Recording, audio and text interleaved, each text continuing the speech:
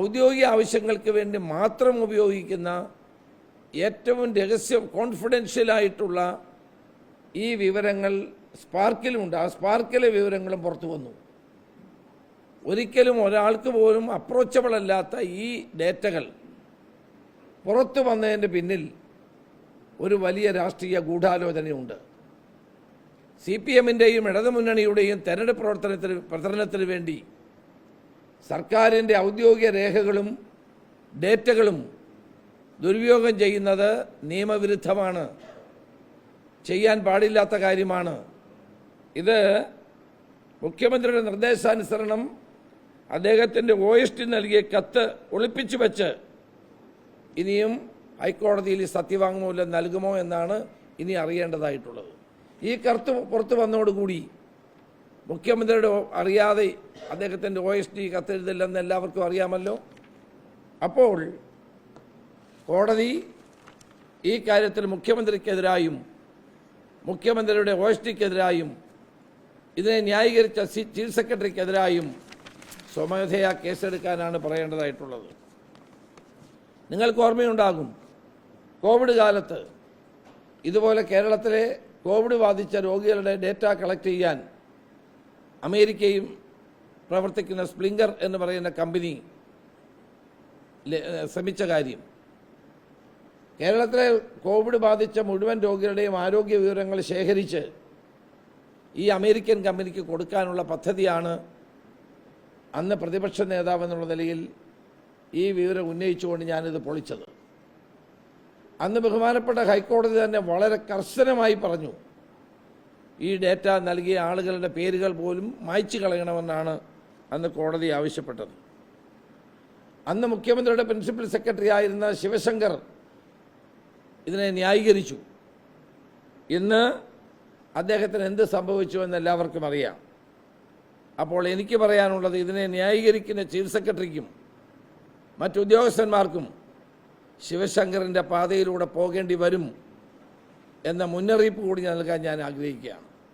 Data ബ്രീച്ചിൽ നേതൃത്വം നൽകിയ മുഖ്യമന്ത്രി, അദ്ദേഹത്തിൻ്റെ OST ന്യായീകരിച്ച ചീഫ് സെക്രട്ടറി അടക്കമുള്ളവർ ഈ കാര്യത്തിൽ പ്രതിയാണ്.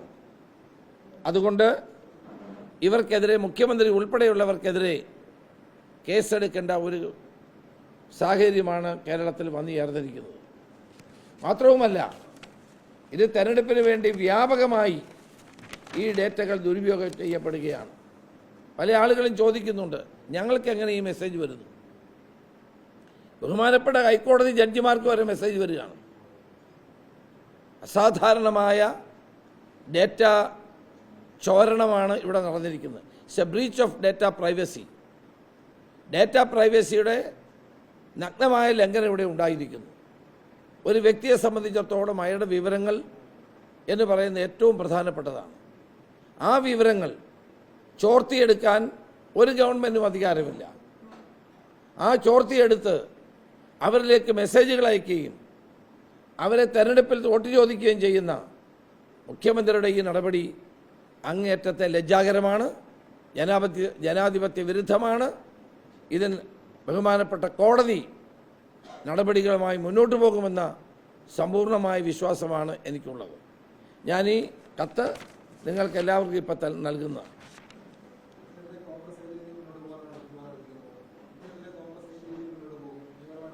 അല്ല, ഇപ്പോൾ ഓൾറെഡി ഈ കേസ് ബഹുമാനപ്പെട്ട ഹൈക്കോടതിയുടെ മുമ്പിലുണ്ട്. ഇനി ഗവൺമെൻറ്റിനോട് സത്യവാങ്മൂലം കൊടുക്കാൻ പറഞ്ഞിരിക്കുകയാണ്.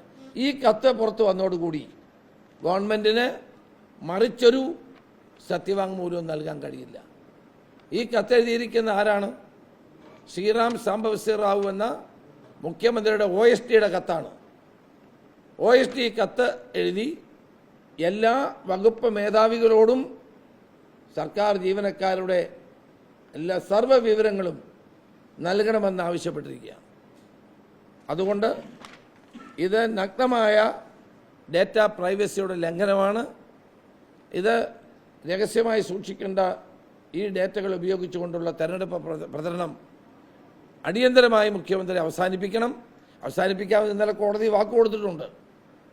ഇവരുടെ പേരിൽ നിയമപരമായ നടപടി എടുക്കണമെന്നാണ് എനിക്ക് ആവശ്യപ്പെടാനുള്ളത്.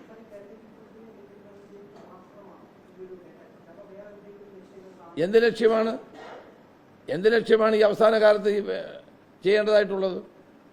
തെരഞ്ഞെടുപ്പിന് ഇനി ഏതാനും ആഴ്ചകൾ മാത്രം നിലനിൽക്കുമ്പോൾ സർക്കാരിൻ്റെ ഏറ്റവും കോൺഫിഡൻഷ്യലായിട്ടുള്ള റെക്കോർഡുകൾ ഉപയോഗിച്ചുകൊണ്ട് ജനങ്ങളോട് വോട്ട് പിടിക്കുന്ന ഈ നിലപാട് എങ്ങനെ അംഗീകരിക്കാൻ കഴിയും? എങ്ങനെ ഇത് നമുക്ക് സ്വീകരിക്കാൻ കഴിയും? അതുകൊണ്ട് ഇത് പൊതുജനങ്ങൾ മനസ്സിലാക്കണം.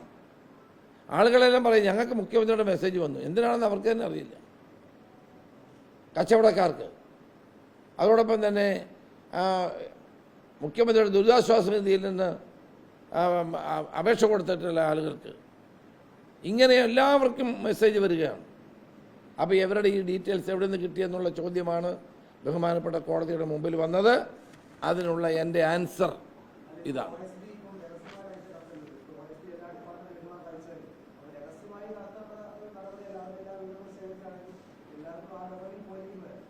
അതെ, സാധാരണഗതിയിൽ അങ്ങനെ കളക്ട് ചെയ്താൽ അത് കോൺഫിഡൻഷ്യലായി സൂക്ഷിക്കേണ്ടതാണ്.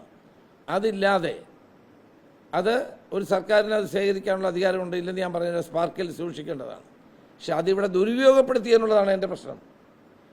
It is an breach of confidentiality, it's a breach of data എന്നുള്ളതാണ് എൻ്റെ പ്രശ്നം. സർക്കാർ അടിയന്തരമായി ഇത്രയും കാലമില്ലാത്ത നിലയിൽ അടിയന്തരമായി ഡേറ്റ കളക്ട് ചെയ്യുകയും ആ ഡേറ്റ ഉപയോഗിച്ചുകൊണ്ട് ഓരോ വ്യക്തിക്കും മുഖ്യമന്ത്രി തന്നെ നേരിട്ട് കത്തയക്കുന്നു, നേരിട്ട് കാര്യങ്ങൾ അവരോട് ആവശ്യപ്പെടുന്നു. എൻ്റെ PA ഉണ്ട് ഹരികുമാർ, അദ്ദേഹത്തിന് ഡിയർ മിസ്റ്റർ ഹരികുമാർ എന്ന് പറഞ്ഞിട്ടാണ് തുടങ്ങുന്നത്.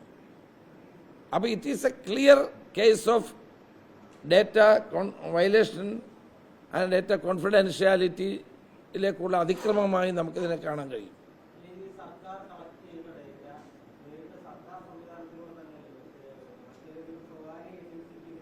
അതെല്ലാം നമുക്കറിയണം. ഇനി സ്വകാര്യ ഏജൻസിയാണോ കൊടുത്തത്? IT മിഷനാണ്. അങ്ങനെ തെരഞ്ഞെടുപ്പിൽ വോട്ട് പിടിക്കാൻ പറ്റുമോ? ഈ ഡേറ്റ എങ്ങനെ മുഖ്യമന്ത്രിക്ക് ആക്സസ്സായി? സാധാരണഗതിയിൽ ഒരു ഉദ്യോഗസ്ഥന് പോലും ആക്സസിബിൾ അല്ല, ഏതെങ്കിലും ഒരു മേലുദ്യോഗസ്ഥന് പോലും ഇത് ആക്സസിബിൾ അല്ല. ഈ ഡേറ്റ, സ്പാർക്കിലുള്ള ഡേറ്റ മറ്റൊരു ഉദ്യോഗസ്ഥന് പോലും അവൈലബിൾ അല്ല. ആ സാഹചര്യത്തിലാണ് ഈ ഡേറ്റ മുഴുവൻ കളക്ട് ചെയ്ത് ഇതിൽ പറഞ്ഞ പ്രകാരം മുഴുവൻ വിവരങ്ങളും കളക്ട് ചെയ്ത് അവർക്കെല്ലാം മെസ്സേജ് അയക്കുന്നത്.